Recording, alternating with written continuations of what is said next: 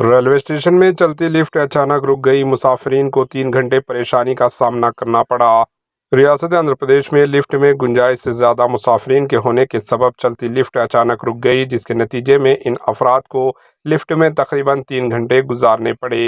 ये वाक़या पड़ोसी रियासत आंध्र प्रदेश के प्रकाशम ज़िले के मरकापुरम पुलिस स्टेशन में पेश आया। तफसीलात के मुताबिक मुख्तलिफ इलाकों से मुसाफिर प्लेटफार्म तब्दील करने रेलवे स्टेशन पर लिफ्ट में सवार हुए।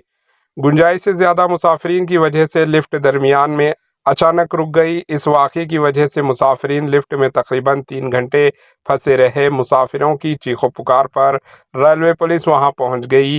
टेक्नीशियन दस्तयाब न होने की वजह से पुलिस को इन्हें बाहर निकालने में काफ़ी जद्दोजहद करनी पड़ी। रेलवे हुकाम की लापरवाही पर मुसाफिरों ने बरहमी का इजहार किया।